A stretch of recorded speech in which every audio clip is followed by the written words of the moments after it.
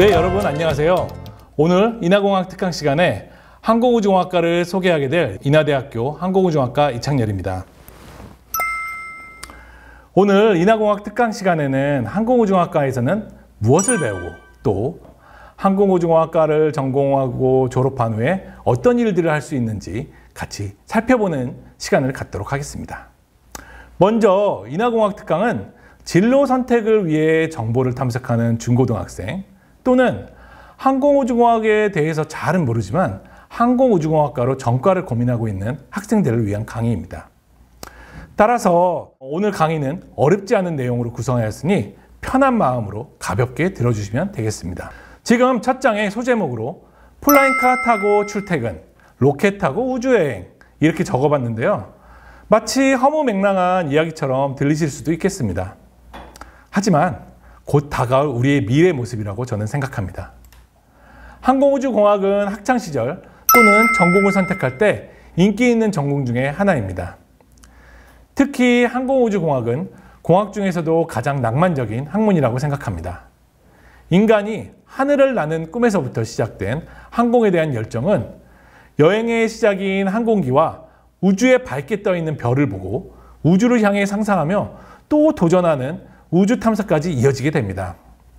이러한 낭만이 있는 학문이고 우주선을 상상하고 만드는 것은 이성과 과학의 영역이라고 할 수 있지만 우주를 향해 상상하고 도전하게 하는 것은 감성의 영역이라는 어떤 글귀가 생각이 납니다. 근데 예전에는 낭만으로 오는 학과였다면 현재는 전 세계에서 가장 주목받고 핫한 학문 중에 하나가 되었습니다. 이제는 일론 머스크의 스페이스X, 또 나로호, 누리호, KF-21, 수리온 등과 같이 피부에 와 닿을 만큼 우리 곁으로 빠른 속도로 다가오고 있습니다. 여러분이 생각하시기에 항공우주공학은 비행기, 헬리콥터, 로켓 등의 산업에 대해서 배우는 것 같기는 한데 이게 항공운항학과나 항공정비학과 또는 천문학과 등 비슷한 이름의 학과들이 너무 많아서 이름만으로는 무엇을 공부하는지 어떻게 다른지 사실 알기가 어려우실 겁니다.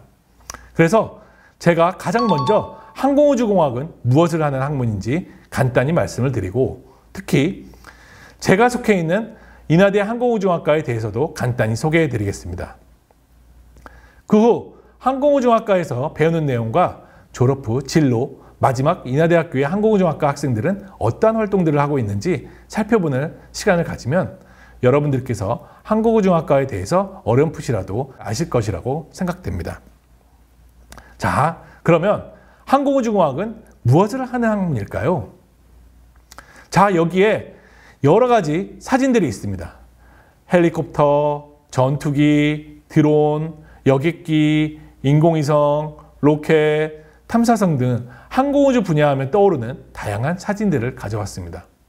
또 밑에 보시면 비행기 조종, 정비, 공항 관제 등의 사진도 보입니다.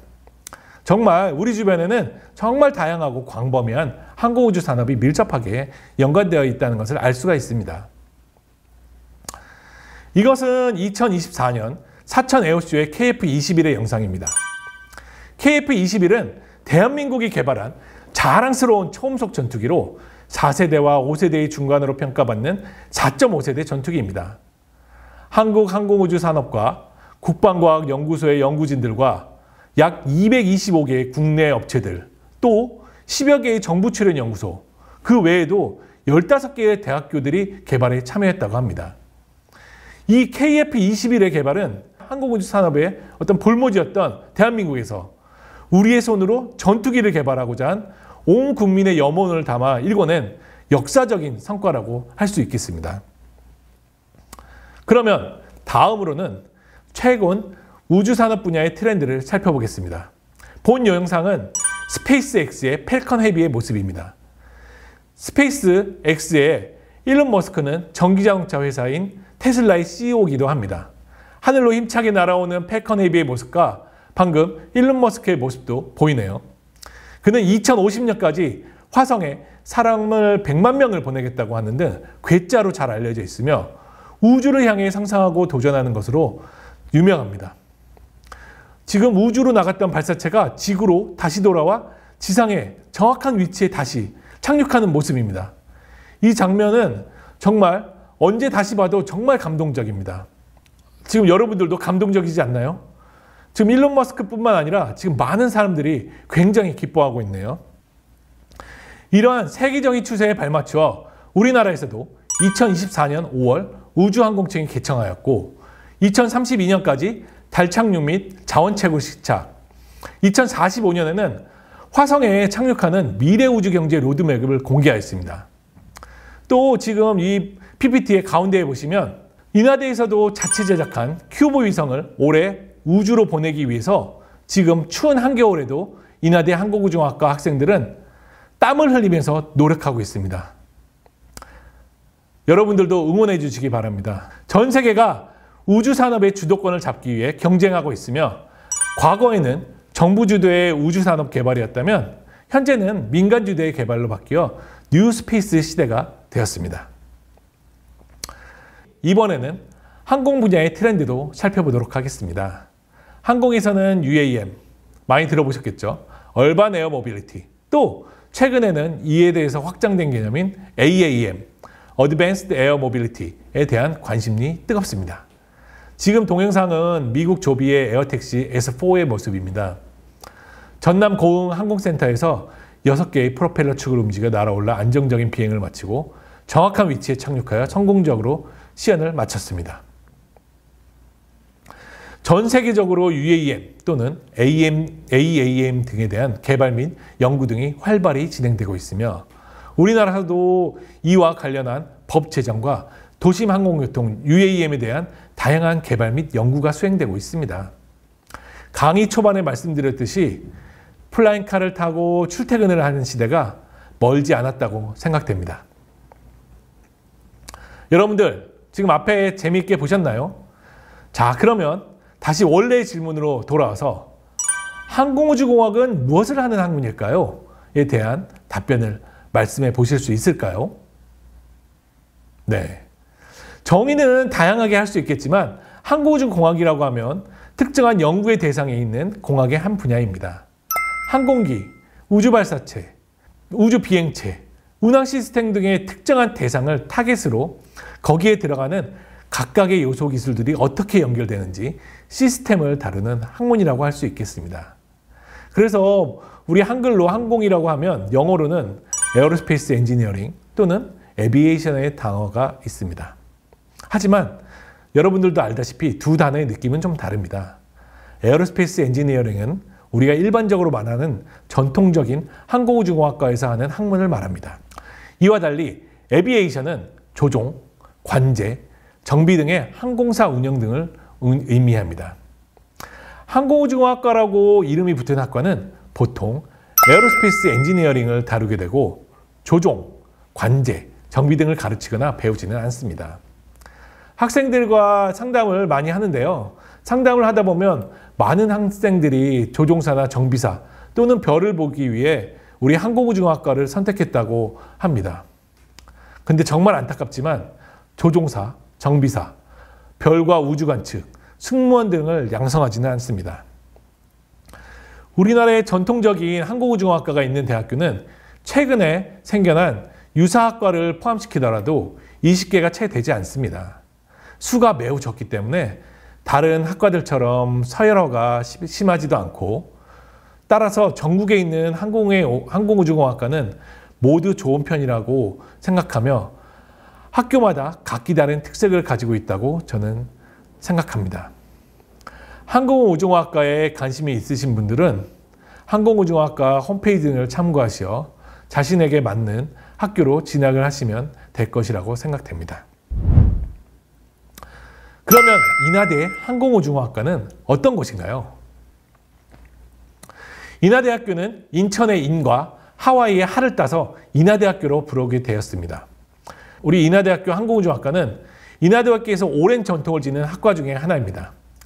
1960년 11월 19일에 인하대 병기공학과가 주도해 만든 로켓이 인천에서 시험 발사되었습니다. 지금 왼쪽 아래 흑백 동영상인데요. 이러한 정신을 이어받아 1972년에 항공우주공학과가 설립되었습니다. 석사과정과 박사과정이 차례로 개설되었으며 2014년에는 항공 특성화 지원 사업에 선정되었습니다. 그 후로 많은 분들의 노력으로 항공우주 융합 캠퍼스를 완공하여 2020년에는 인천 성도로 이사를 왔습니다. 지금 왼쪽 사진은 인하대학교 항공우주 융합 캠퍼스의 조감도 모습이고, 같은 캠퍼스 안에 산업체와 학교를 동일 공간에 있도록 하여 시너지 효과를 기대할 수 있도록 설계가 되었습니다. 오른쪽 그림을 보시죠. 오른쪽 그림의 지도에서 보시듯이 다른 학과들이 있는 용역 캠퍼스와는 즉 본교와는 좀 떨어져 있지만, 항공우주 융합 캠퍼스 안에는 많은 기업들, 특히 항공우주 분야 벤처 기업들이 다수 입주해 있어서 많은 시너지 효과를 보고 있습니다. 이 페이지는 항공우주 융합 캠퍼스의 모습입니다. 여러 각도에서 찍은 항공우주 융합 캠퍼스의 다양한 모습인데요. 제가 생활하고 있는 곳이지만 정말 아름답고 멋진 것 같습니다. 이 페이지 역시 항공우주 융합 캠퍼스의 모습입니다. 강당, 연구실, 옥상 정원, 내부 복도 등의 현대적인 모습이 너무나 아름답습니다. 인하대학교 항공우주학과는 원리와 실무를 겸비한 국가 인재를 양성하기 위하여 교수와 학생, 선생님 등 구성원 모두가 노력하고 있습니다.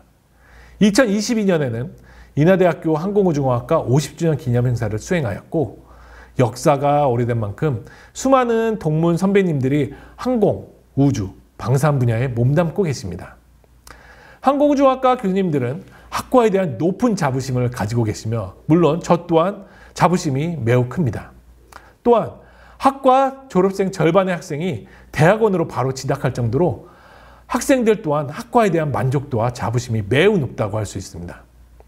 국내의 다양한 기업체, 연구소, 정부기관, 그리고 나사 등과 같은 국제연구기관과도 긴밀한 협력체계를 구축하고 있습니다. 최근에는 미래우주센터 사업, 또 우주 소재부품 장비 전문 인력 양성 사업, 또 올해 3월부터는 단독으로 우주 분야 BK21 사업 학과로 선정되어 우리 학생들이 우주 경제를 선도할 핵심 리더로 성장하는 데 일조할 것으로 기대합니다. 자, 그러면 항공우주공학과에서는 어떤 것을 배울까요? 여러분들 좀 궁금하시죠? 학교마다 조금씩은 다르지만 항공우주공학과에서는 기본적으로 4대 역학을 기본으로 하고 있습니다. 보통 기계계열 학과에서는 4대 역학을 기본으로 하고 있죠.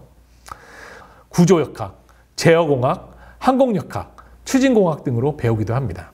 1학년 때는 항공우주공학개론, 일반 물리학, 미적분학, 프로그래밍 등을 배우고, 2학년 때는 4대 역학을 기본으로 하는 공학 과목들과 전공기초를 배우게 됩니다. 그러면 3, 4학년 때는 항공우주에 특화된 전공 심화 과목을 배웁니다.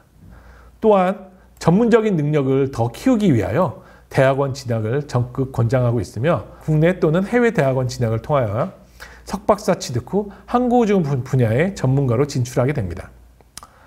또 여담이지만 학부 수준에서 항공우주공학은 기계공학과 겹치는 내용이 많기 때문에 학문이 비슷하다는 이유로 2000년대에는 국내의 많은 대학교가 항공우주공학과와 기계공학을 합쳐서 기계항공공학부 등의 명칭으로 통합 운영하기도 하였습니다. 현재는 1학년, 2학년까지만 좀 비슷하며 3학년부터는 교과목이 많이 달라지게 되었습니다. 대학원에서도 다루는 대상이 많이 달라지기 때문에 근래에 와서는 다시 기계공학과와 항공우주학과를 분리하고 있는 추세입니다. 자, 이 영상을 보시면 항공기가 공기 중에서 날아가는 동안 항공기 날개 주변으로 공기가 어떻게 흘러가는지 잘 보여주고 있습니다. 항공기 날개 주위로 공기의 흐름이 마치 부드럽게 흘러가고 있는 것 같지만 이것을 이해하려면 상당히 복잡합니다. 날개 끝단에서는 볼텍스라고 하는 소용돌이 등이 발생하는데요. 이에 대해 잘 알고 있어야, 또 잘 해석할 수 있어야 항공기를 잘 설계하고 성능이 좋게 만들 수 있을 것입니다. 이러한 유체의 흐름을 공부하는 것을 기계에서는 유체역학이라고 합니다. 또 항공우주 분야에서는 항공기 주변의 공기의 흐름을 주로 다루기 때문에 공기역학 또는 항공역학이라고 부르며 배우게 됩니다. 공기역학 또는 항공역학에서는 비행체 주변의 공기의 흐름에 관심이 있습니다.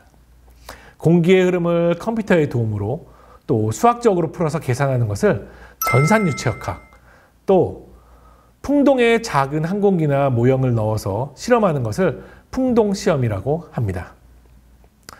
다음 영상은 풍동시험의 모습이네요. 전투기 모형을 통로에 넣고 공기를 통과시켜 모형 또는 시험체가 바람에서 받는 영향 또는 그 주변의 기류에 미치는 영향 등을 조사하기 위한 실험입니다.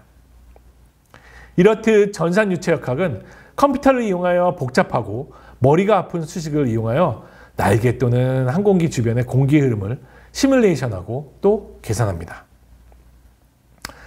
자, 다음으로는 추진공학의 내용입니다. 자, 영상을 보시죠. 2023년 5월 누리호의 3차 발사의 모습입니다.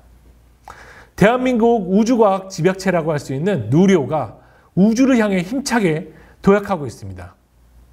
페어링 분리와 단 분리를 말끔하게 처리한 후 위성을 정해진 시간에 맞춰 사출하였으며 비행을 마무리 지었습니다. 국내 독자 기술로 개발된 한국형 발사체 누리호의 성공은 정말 큰 의미가 있습니다. 이것은 우리나라가 우주강국 G7에 들어갈 수 있게 되는 계기가 되었습니다. 자체 제작한 위성을 자체 제작한 발사체에 탑재하여 우주 궤도로 올린 나라는 미국, 프랑스, 일본, 러시아, 중국, 인도에 이어서 자랑스러운 우리 대한민국이 7번째입니다.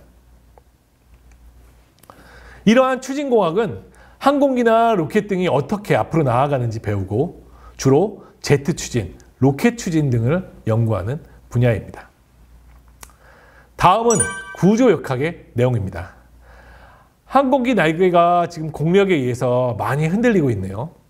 하중을 견디지 못하고 날개가 지금 많이 흔들리면서 거의 부러지기 직전의 모습입니다. 또 항공기가 지금 거의 부러지려고 하고 있는데요. 이렇듯 항공기가 잘 날고 승객이나 화물을 많이 싣기 위해서는 동체나 날개가 가벼워야 합니다. 근데 가볍게 만들자면 재료를 적게 쓰는 등 구조적으로 매우 약하게 됩니다.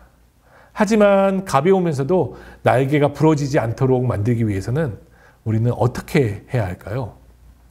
이와 관련된 연구를 수행하는 것이 이 구조역학의 내용입니다. 어떻게 보강을 해야지 더 튼튼해지며 또 무거워지지 않도록 설계를 할 수 있는지 그와 관련된 것을 공부하게 됩니다. 다음은 날개의 전상구조 해석을 수행한 모습입니다. 컴퓨터의 모습으로 복잡한 수식을 풀어내는 것을 말하고 이를 이용하여 비행기의 날개를 설계하였네요. 다음은 제어공학의 내용입니다. 지금 이게 무엇으로 보이나요? 지금 이것은 2024년 광안리에서 용이 여의주를 물고 가는 것을 드론쇼로 공연한 것입니다. 이것은 정말 장관이었습니다. 이처럼 드론을 이용해서 다양한 어떤 문구나 조형물을 구현한 이벤트가 요즘에 자주 등장하는데요. 이는 수백, 수천 대의 드론이 무선 통신을 이용하여 서로 무리지어 미리 정해진 주행 경로를 따라 움직이며 다양한 현상을 구현하고 있는 것입니다. GPS와 내비게이션을 이용하여 위치를 정확하게 파악하고 무선 통신을 통해 서로 통신하고 제어 신호를 교환하며 프로그램된 동선을 따라 움직이게 됩니다. 비행기나 위성을 내가 원하는 궤도로 올라가게 하는 등의 지속적인 조작 등은 제어의 분야라고 할 수 있겠습니다. 이 제어 분야 역시 다른 분야와 마찬가지로 매우 복잡한 수식을 행렬 등을 이용해서 풀어냅니다. 자, 다음은 마지막으로 항공교통의 내용입니다. 이 분야는 전통적인 4대 역학 분야도 아니고 전공을 하시는 분도 아직은 다른 분야에 비해 매우 적으며 최근에 주가된 분야지만 앞으로 연구가 매우 많이 필요한 중요한 분야입니다. 예전에는 비행기를 어떻게 하면 더 잘 만들고 더 좋게 만들까 고민했다면 최근에는 이 복잡한 항공 경로를 어떻게 최적화할까, 또 항로는 어떻게 하면 좋을까, 공항에서는 어떻게 이착륙을 시켜야 지연이 일어나지 않을까, 이와 관련된 연구를 수행하는 것입니다. 지금 왼쪽 아래를 보시면 이 벌들도 이렇게 충돌이 일어나는데 항공기가 충돌이 일어나면 절대 안 될 것입니다. 오른쪽에 보시면 미국에서 날고 있는 비행기의 모습입니다. 작은 노란 점들이 비행기의 위치를 나타내 준 것인데요. 수많은 비행기가 날아다니다가 보면 교통량이 너무 많아서 차가 막히듯 비행기도 막히게 됩니다. 비행기는 자동차처럼 도로에서 신호대기를 할 수가 없어서 공기 중에서 빙빙 돌다가 착륙하게 되는데 이때 매우 많은 기름을 낭비하게 됩니다. 또 수많은 비행기가 차례대로 안전하게 이륙, 착륙할 수 있도록 해야 하는데 이와 관련된 연구를 수행하는 것이 이 항공교통 분야의 주된 연구 분야입니다.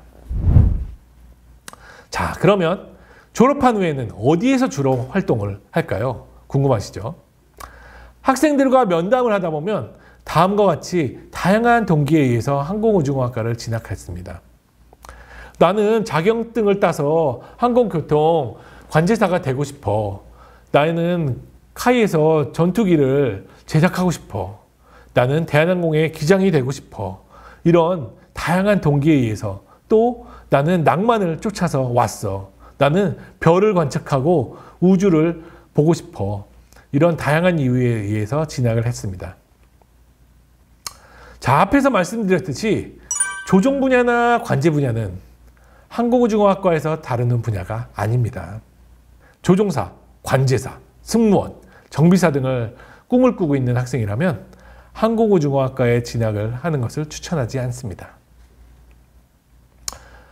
한국항공우주산업, 한화에어로스페이스, 한화시스템, LIG 넥스원, 현대, 기아, 현대모비스, 대한항공, 세트라가이, 삼성 등 수많은 기업과 산업체가 있습니다.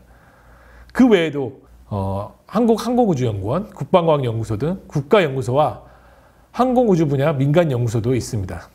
또한 다양한 정부기관과 공공기관 등도 있습니다. 항공우주공학과를 졸업하면 앞에서도 이야기했듯이 기계계열임으로 다양한 기업체에 취업을 할 수 있습니다. 학부만 마치고 졸업하면 자동차 회사, 가전회사에서 냉장고를 만들 수도 있고 또한 조선에서 배를 만들 수도 있고 중공업 등 거의 모든 회사에 갈 수가 있습니다. 근데 정말 나는 비행기에 대한 꿈이나 낭만을 가지고 왔다면 대학원까지 가는 것을 꼭 추천드리겠습니다. 대학원에 졸업하게 되면 관련 공부를 좀 더 오래 했기 때문에 관련 기업으로 취업을 할 수 있습니다. 국가연구기관이라든가 방위산업체 등에 취업을 할 수도 있고 항공우주 방산 분야는 분야 특성상 알고 있어야 하는 지식도 매우 많고 공부량도 많기 때문에 보통은 대학원생을 주로 뽑고 있습니다. 마지막으로 인하대 항공우주공학과에서는 어떠한 학생활동들이 있을까요? 항공기 연구회, 에이다, 팀 호만 등의 학술 모임도 있고 축구, 농구 등의 운동 모임, 또 공연 등을 하는 밴드 소모임 등도 있습니다. 또 에어로피아라고 하는 학술제가 있습니다. 항공기 연구회, 에이다, 에어로피아 이런 다양한 활동들이 있으니 여러분들이 대학에 진학하게 되면 다양한 활동들을 수행하실 수 있을 것입니다.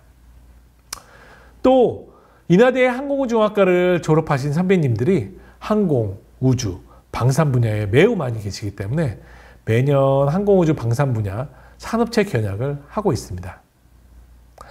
이상 인하대학교 항공우주공학과에 대해서 알려드렸습니다. 항공우주공학과는 국내에 대중적으로 알려진 항공 관련 회사가 별로 없어서 취업이 힘들다는 오해를 많이 받습니다. 물론 비행기나 로켓, 항공 쪽으로 매우 한정된 회사가 있고 자리가 있겠지만 우리나라 대부분의 회사에서는 항공우주공학을 기계공학과 같은 기계계열 전공으로 대우합니다. 따라서 항공우주공학과를 졸업했다고 해서 취업이 특별히 어려운 것은 아닙니다. 자, 그러면 이제는 긴 시간 동안 들어주시느라 고생하셨는데요. 제가 정말 마지막으로 여러분들에게 드리고 싶은 말씀이 있습니다. 여러분들 꼭 꿈을 꾸시기 바랍니다. 내가 이루고자 하는 목표와 꿈을 가지고 그에 다다르기 위해서 정말 노력을 한다면 설령 그 꿈을 이루지 못하더라도 어느새 그 목표나 꿈의 바로 앞에 다가가 있는 자신을 발견하게 될 것입니다. 저는 여러분들의 꿈을 진심으로 응원합니다. 감사합니다.